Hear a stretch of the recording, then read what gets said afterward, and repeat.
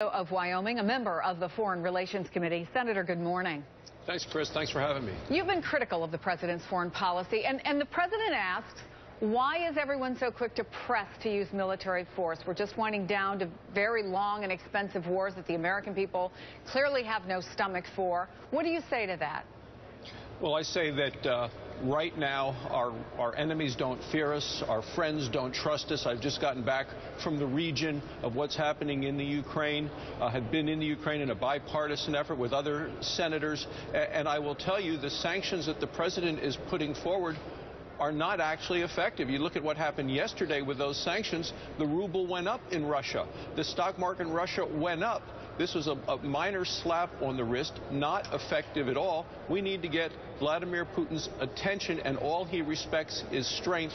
And whenever the United States shows weakness, I think that just emboldens and invites additional actions by Vladimir Putin. And what happens in one location, Chris, plays out across the globe, whether it's in North Korea, where they're doing additional testing, whether it's in Iran, in Syria, you name it, and Russia as well.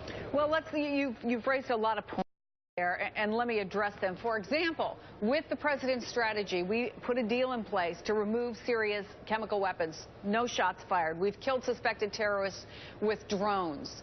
Hasn't there been several examples that show that this sort of policy not only can work, but does it without any crazy expense or loss of life?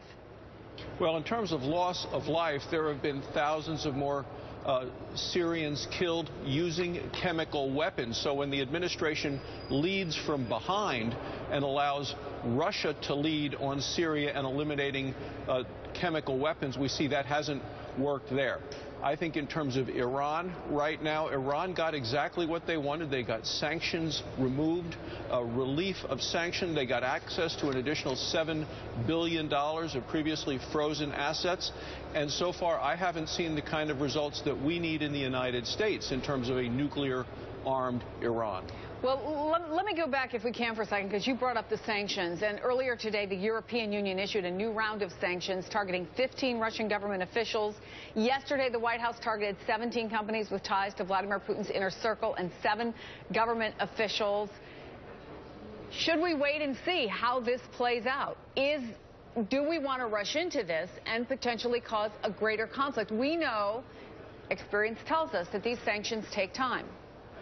Well, I think the Washington Post editorial this morning called them half measures. I don't think the president even expected them to work, because one of his spokesmen said they don't expect things to happen immediately. And there was a big sigh of relief, apparently, in Russia as the ruble improved, as well as the stock market.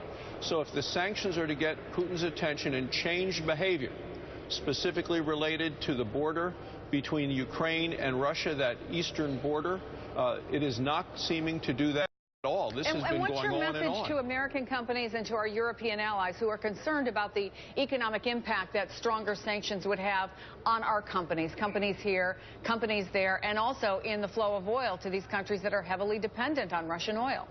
Well, I'm glad you brought up the issue of Russian oil, because that's what they use to feed and to fund all of the Russian activities. Over half of their money comes from selling oil and gas to foreign sources. I'm trying to get more exports from the United States, specifically of liquefied natural gas. What I heard in Ukraine, what I heard in Moldova, Latvia, Lithuania last week is we need energy sources other than being so dependent under Russia and Vladimir Putin, where he uses energy as a carrot and a stick to punish those who don't go with him, to try to help those who do follow his rules. They are desperate for another source of energy. The United States ought to be supplying that energy right now. Let me ask